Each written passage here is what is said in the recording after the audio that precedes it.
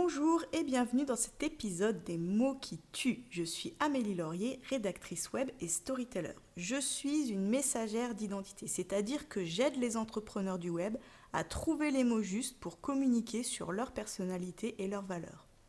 Les mots qui tuent dont on parle ici, ce sont les mots qui tuent ta com en fait. Ce sont des expressions surfaites, des mots plats qui manquent de puissance, voire des non-sens absolus. Bref, tout un tas de choses dont tu n'as pas besoin dans tes contenus et que tu peux rayer de ton vocabulaire sans culpabiliser. Aujourd'hui, on va évoquer un de ces mots ou expressions qui tuent et on va voir comment le remplacer par quelque chose de beaucoup plus pertinent. Aujourd'hui, on s'attaque au verbe aimer. Alors il faut comprendre que nous sommes vraiment dans une ère de communication très positive, très bienveillante. Donner envie à ton client d'utiliser tes produits ou services, ça revient souvent à lui exposer les bienfaits de ton offre sous toutes les coutures, puisque tu cherches à mettre en évidence le bonheur ou l'accomplissement ressenti en adoptant ton approche. Quand tu communiques pour tes activités, derrière chaque publication, il y a aussi ce désir tout à fait légitime d'être liké, d'être aimé. Aimer, c'est ce qu'il y a de plus beau. Alors oui, aimer, c'est l'une des plus belles choses au monde, mais doit-on utiliser vraiment ce verbe aimer à tout va pour autant ? Quelques exemples de phrases qu'on peut retrouver régulièrement dans les publications.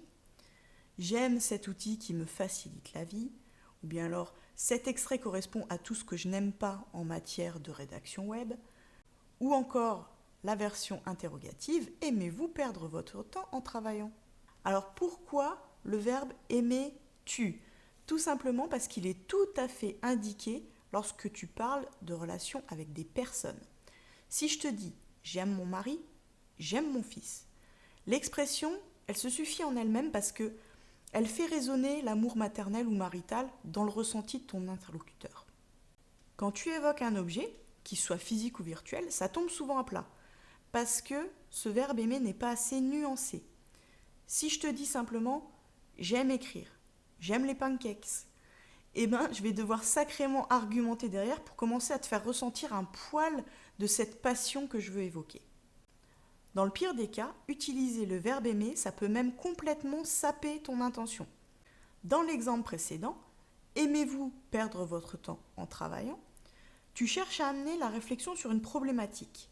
Utiliser le verbe aimer et sa connotation positive pour amener cette problématique, ça fait perdre tout son poids à une accroche que tu voulais un peu anxiogène pour faire vibrer la corde sensible d'une peur chez ton interlocuteur. Et tu fais la même erreur si tu utilises une formulation négative. Tu n'aimes pas, donc n'utilise pas le mot aimer. Comment trouver un moyen de substitution pour le mot aimer ? On l'a vu, c'est un verbe qui manque de nuances. Alors tu dois choisir un de ces synonymes qui soit plus impactant selon la situation. Si tu aimes, tu adores, tu vénères, tu as le coup de foudre, tu t'enflammes.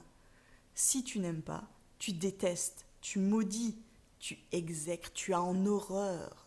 Si on reprend notre exemple précédent, cet extrait correspond à tout ce que je n'aime pas en matière de rédaction web. On pourrait, par exemple, dire « cet extrait représente tout ce qui me hérisse le poil en matière de rédaction web ».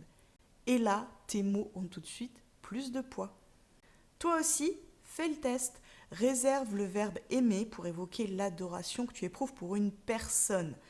Pour parler d'un objet physique ou virtuel, utilise plutôt un synonyme plus fort, plus évocateur, si possible plus imagé, et tu gagneras en force de persuasion. J'espère que mon conseil du jour t'aura permis d'éradiquer un mot qui tue dans tes contenus. Tu veux mettre plus de personnalité et de cœur dans tes textes ? Ma vision de la rédaction web, c'est mieux que des mots, c'est une histoire. Je te dévoile tout ça sur mon site améliorable.com. En 2 mots, à bientôt!